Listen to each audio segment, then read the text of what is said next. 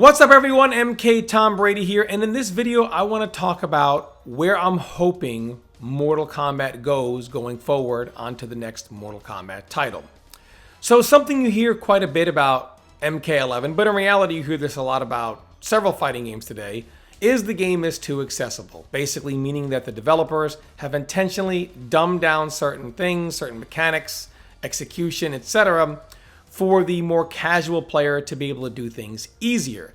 And a saying that you hear repeated almost daily on Twitter is, quote unquote, Mortal Kombat 11 was made for casuals. It was made with the casual audience in mind.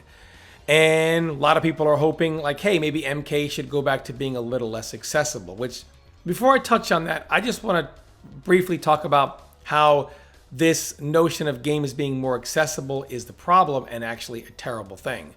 So let's take a look at Guilty Gear Strive, the newest fighting game right now. We all remember when Sonic Fox made this tweet, and it seemed like the entire FGC just piled on to Guilty Gear Strive here, basically saying that the game is a dumbed down version of Guilty Gear. They've made it too accessible. It's, not as enjoyable. It feels more limited. It gets boring too fast, so on and so forth.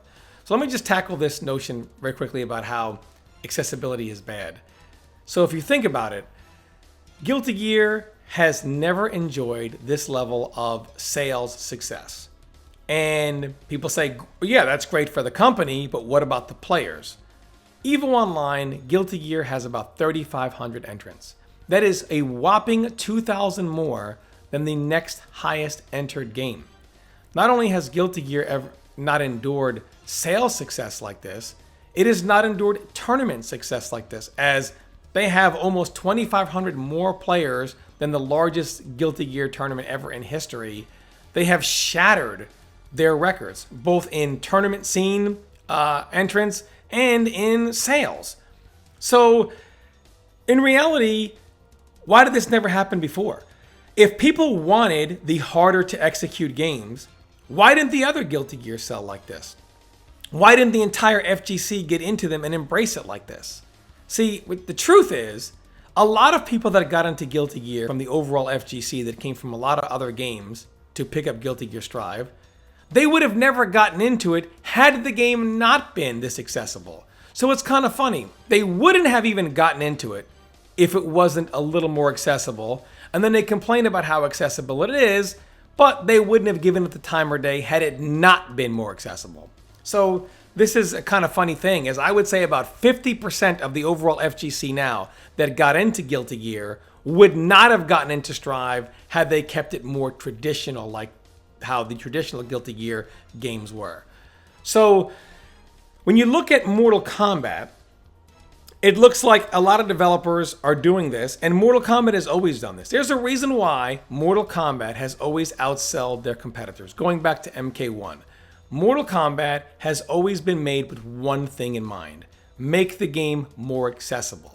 But if accessibility is really the problem, how come all these other Mortal Kombat games, which are so beloved, no one hates on them and they're just as accessible as MK11? Because the truth is, if you go back to, let's say, the more modern NRS era, let's go to MK9, people bring up, oh, what about Cabal? What about Sindel with her flight cancels? What about Sonya with her military stance stuff? You're going to name 3 or 4 characters out of 30. If you go to MKX, you're also going to name, 3 or 4 characters, 5 tops out of 30 plus. So out of 2 games with over 60 characters combined, people will name less than 10. That is not really considered, and that execution barrier itself wasn't even incredibly hard. It was just harder than other things in the game. So it certainly has had things that were harder to execute than others, but overall, Mortal Kombat has always been extremely accessible. So if accessibility was present in those games, why did we love them if that was really the problem? And this is where we get to what I want to see, and what really I think the issue was with MK11, and what I'm hoping to not see in MK12. And hopefully see a different game overall. So this is a quote taken from, of all places, Test Your Might, by actually a friend of mine, Juggernaut, and I read this and I said, I want to share this with my viewers. He writes, the funny thing is, NRS seem to do the exact opposite with MK11, as far as, basically he was talking about how he was referencing the over-the-top factor that Mortal Kombat's always had, you know. He says the competitive tournament mode has had far more limitations than the casual ones. On the surface, that makes sense considering the more limited a game is, the easier it is to balance. But the problem is the competitive players don't want to be limited any more than the casual players do.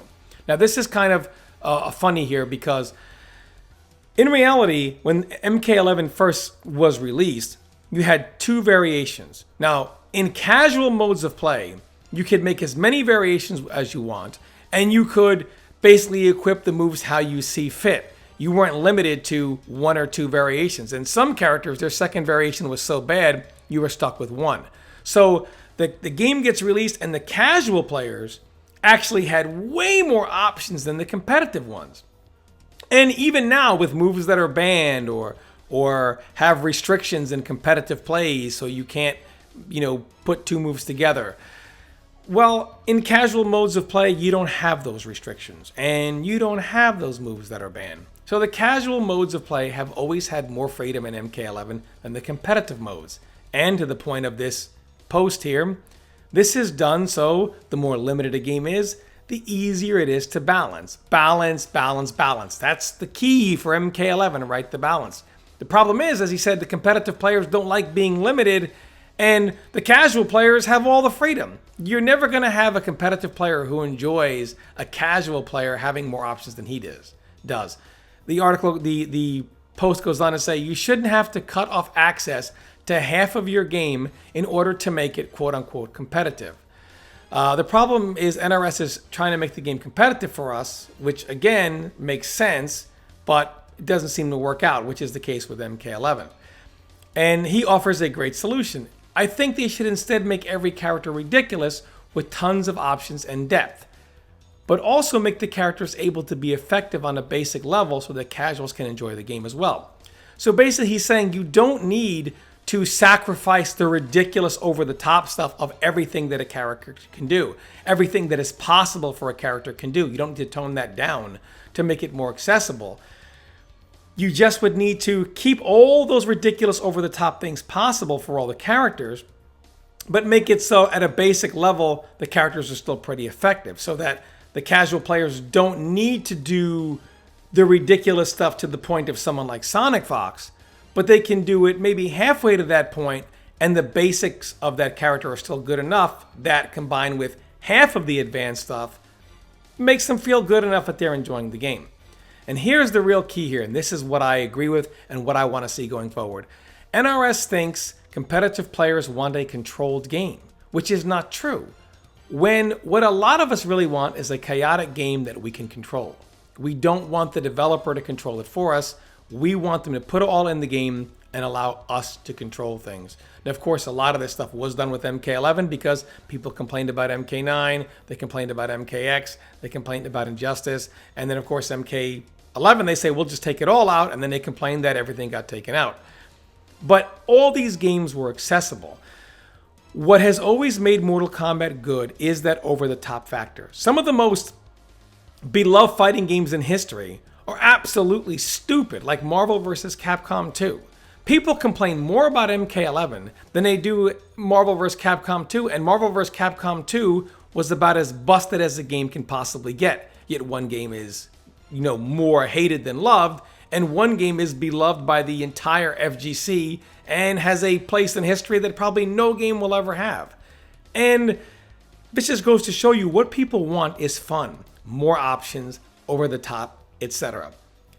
Mortal Kombat 11, where it went wrong, was not in being more accessible, because clearly more accessible is fine. MK has always gone that route, and every other game that does go that route sees more players and more sales. So, of course, the accessibility route is never going to change. You're never going to be able to go to your superiors and say, hey guys, we're going to sell less games, but the players will be happy. Because for one, you'll always have less players and you'll always sell less games going that route. So making things harder to execute, that doesn't really matter. What matters is what the characters can do overall.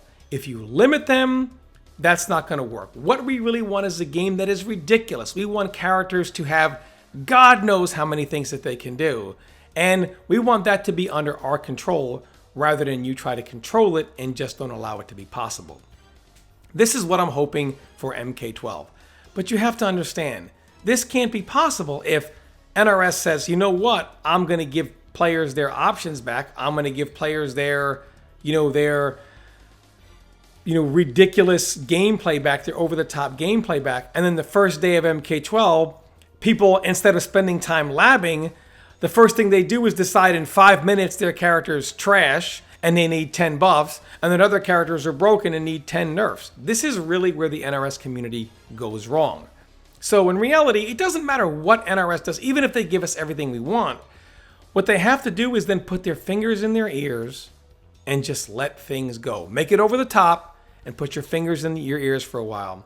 Because in reality, the reason why a lot of these beloved games were never complained about or seen one way or the other is because players knew there was nothing coming. Who are you going to complain to? There's no one to complain to, and even if there was, they couldn't change the game anyway. They found ways to deal with it, found ways to enjoy the game. And of course, we don't want games to be over the top, like, where 3/4 of the cast is unusable. But we would like most of the cast, if not the entire cast, ideally, to be over the top in their own way. And I think that's what makes fighting games fun, and that's what Mortal Kombat has always been. The fact that something is a little easier to do in Mortal Kombat than other games or than games ever, that's just par for the course. That's not going anywhere. And that has never actually mattered on people's enjoyment of a game. It's what the character can do overall, not how hard or how easy it is to actually do it. But let me know what you guys think in the comments. As always, thanks so much for watching, and stay tuned for more content.